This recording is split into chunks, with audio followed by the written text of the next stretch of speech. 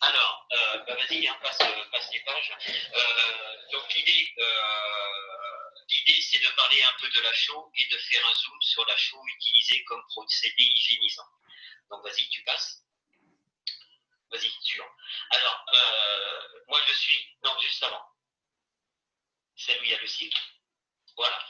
Alors, je suis Alain Cudré, je me présente Alain Cudré de la société Wasp. La vocation de la société, c'est de produire et de commercialiser des chaux aériennes et des produits dérivés. Alors, un petit rappel sur la chaux. Nous possédons nos carrières. Nous calibrons des pierres de calcaire de haute pureté, souvent au-delà de 98% de CaCO3. Nous les passons dans des fours pour produire de la chaux vive. Alors la chaux vive, oxyde de calcium, elle s'appelle chaux vive parce qu'elle est très avide d'eau. Ensuite, justement, dans certaines usines, on peut y ajouter de l'eau. Et à ce moment-là, on fait ce que les anciens appelaient de la chaux éteinte, c'est-à-dire de l'hydroxyde de calcium, qui, elle, est stabilisée avec l'eau. Pour l'obtenir, on a mis la quantité stoichiométrique d'eau par rapport à la quantité de chaux vive. Donc, on obtient un produit sec. Si ce produit sec de l'hydroxyde de calcium, on lui ajoute de l'eau, on va avoir très peu de solubilité de la chaux dans l'eau, ça va faire de l'eau de chaux, 1,5 g par litre, si on veut garder une valeur, et au-delà de 1,5 g par litre, ça devient du lait de chaux, voire de la pâte de chaux. Alors, l'hydroxyde de calcium a également une capacité, c'est la capacité de se recarbonater avec le CO2 qui se trouve dans son environnement, par exemple celui de l'air. Donc, ça finalise complètement, cette recarbonatation finalise le cycle de la vie de la chaux. Tu passes à la suivante, s'il te plaît. Alors, l'Ouest, c'est pas pour vous baratiner dessus, c'est une société d'implantation mondiale présente pour tous les marchés utilisateurs de la chaux. La division qui nous concerne est France et Ibérie, qui s'appelle l'Ouest Sud-Europe, qui représente en gros 10% du groupe l'Ouest. Côté France, on a une quinzaine d'usines qui permettent de recouvrir la totalité du territoire avec proximité. On dispose également sur LSE d'une structure qui est là pour vous apporter une assistance technique en termes de chaux. Et cette équipe est constituée par des équipementiers et des hommes process. Et je suis un de ces hommes process. Donc ma fonction aujourd'hui est plutôt dans l'assistance technique autour de la filière chaux. Et on a un autre homme process qui s'appelle Eric Guillaume, qui est plus spécialisé dans les eaux et les boues, par exemple. Tu passes, s'il te plaît. Suivant. Le sujet du jour, c'est de vous parler de l'utilisation biocide de la chaux. Donc, je fais référence à l'utilisation biocide dans le monde végétal. Par exemple, sur le mildiou, le produit le plus connu, c'est la bouillie bordelaise, même si il contient du cuivre qui est parfois remis en question. Si on veut éviter de mettre trop de bouillie bordelaise, notamment sur les fruitiers qui, eux, sont atteints de maladies comme la clope du péché, la maquillose, la tapure des pommiers, on peut badigeonner les troncs avec du lait de chaux.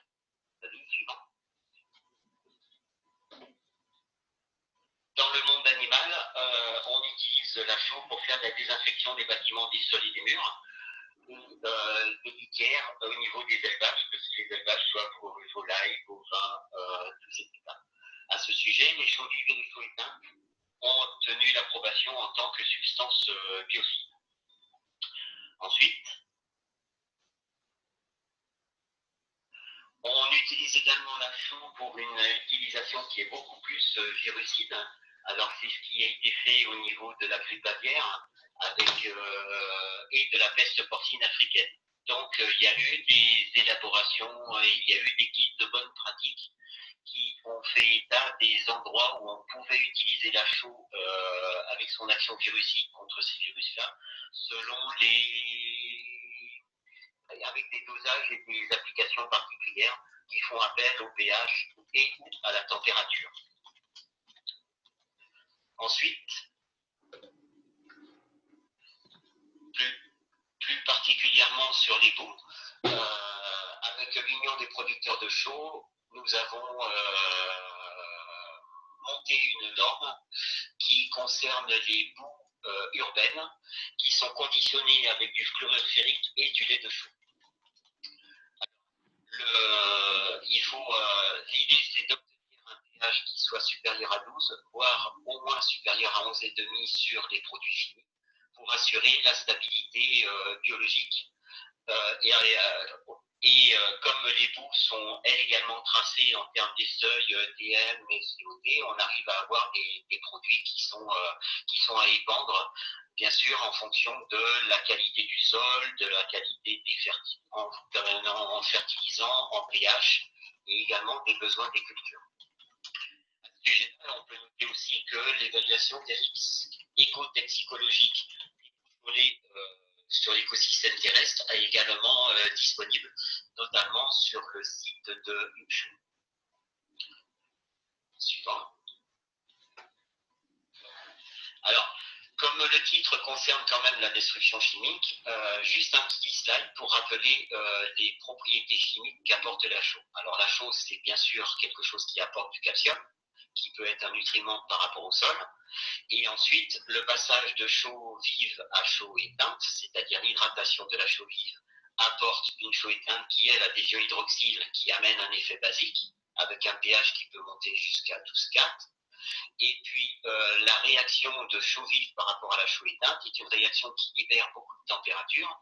Donc, quand on utilise la chaux vive, son hydratation va faire un effet de température sur l'environnement qui s'y trouve. Suivant. Alors, l'objet du jour aussi, c'est stabilisation biologique. Alors, moi, je ne suis pas biologiste. Heureusement qu'il y a eu des gens avant moi qui ont très bien parlé. L'ANSES reconnaît l'effet hygiénisant de la chaux sur deux particularités. C'est-à-dire que le chaulage, l'idée, c'est d'avoir un effet pH, c'est-à-dire de monter des pH à une valeur supérieure à 12 et de les maintenir. Et l'idée, c'est également l'effet température que l'on a vu tout à l'heure, parce que, a priori, les virus auraient une sensibilité à la température.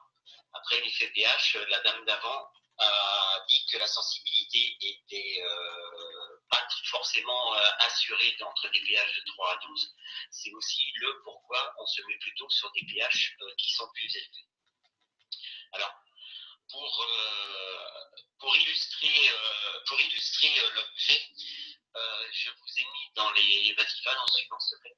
Sur les slides suivants, il y a quelques illustrations des bases sur lesquelles s'appuie le chaulage dans sa fonction de stabilisation biologique des boues.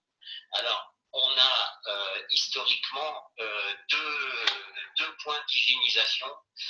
La première, c'est une hygiénisation qui est plutôt dite standard. Historiquement, elle était dite standard. Maintenant, on a tendance à l'oublier un peu beaucoup. Et en fait, il s'agissait de lutter contre les bactéries et les virus.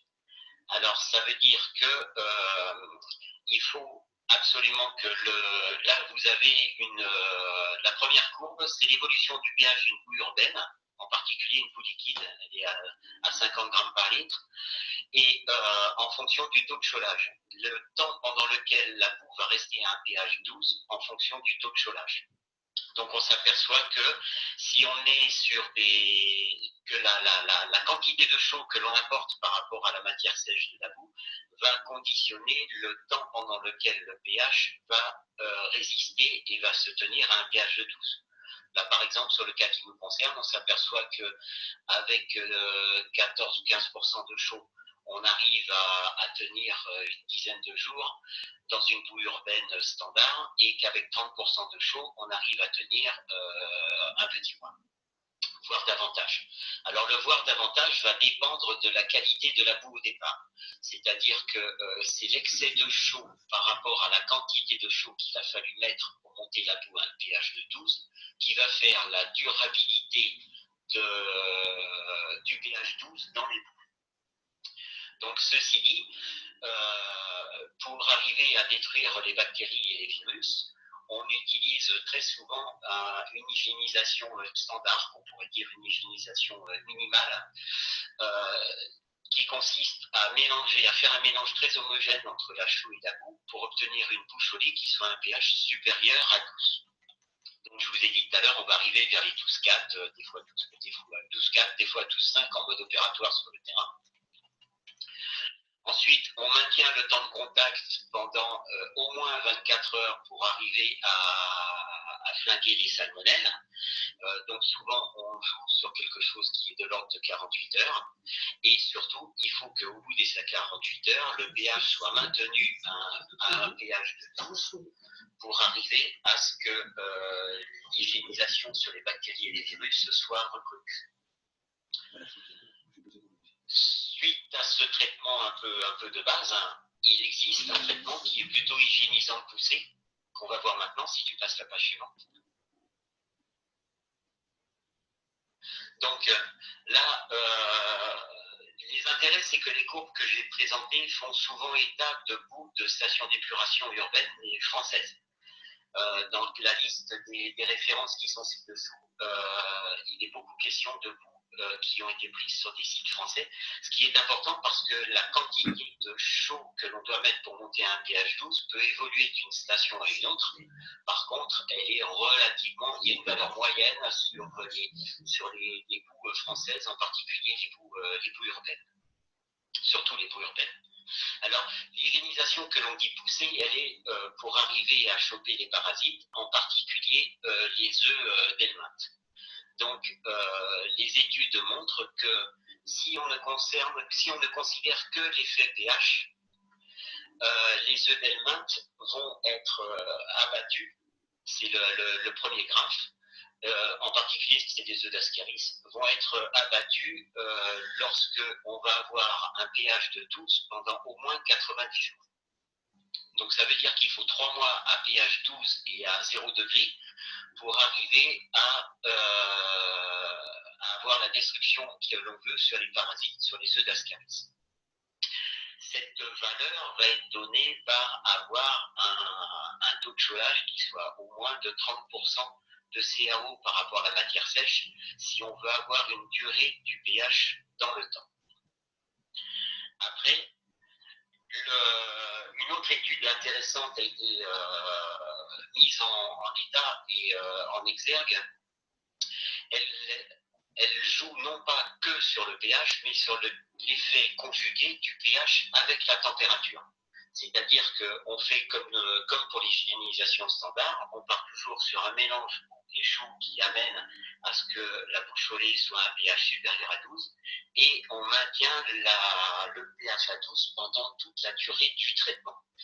Alors, ce qui est intéressant, c'est que si on tient un pH supérieur à 12 et que la température de la bouche au lait à un pH supérieur à 12 se trouve pendant 55 degrés, il suffit de 2 heures pour avoir l'équivalent d'abattement sur les parasites que l'on a au bout de 3 mois lorsque l'on est à température ambiante.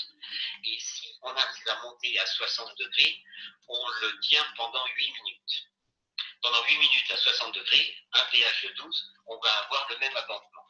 Alors, dans cette étude, il est le cas avec des températures inférieures, mais si on est à des températures inférieures à 50 degrés, il est très difficile d'avoir une reproductibilité des résultats. Ce qui rejoint un petit peu ce qu'a dit une dame tout à l'heure, je crois que c'était Ariane, qui a dit que si la température était de 55 degrés et plus, la température devenait prédominante, alors que si elle était inférieure, ce n'était pas forcément le cas, il y avait d'autres facteurs qui pouvaient rentrer en ligne de compte. Voilà, je pense que c'était la dernière. Oui, je crois que c'était le dernier slide. C'est ce que je voulais vous proposer. Je vous remercie de votre écoute. Excusez-moi pour les difficultés opératoires. Et puis, je reste à votre écoute pour des questions. Je crois qu'il en est déjà passé sur la conversation. Il y a une question en particulier, Alain, sur les boues liquides et les boues pâteuses. Voilà. Oui. Alors, l'action sur les boues liquides va être beaucoup plus facile à faire parce que la chaux va avoir beaucoup plus de facilité à rencontrer les micro-organismes.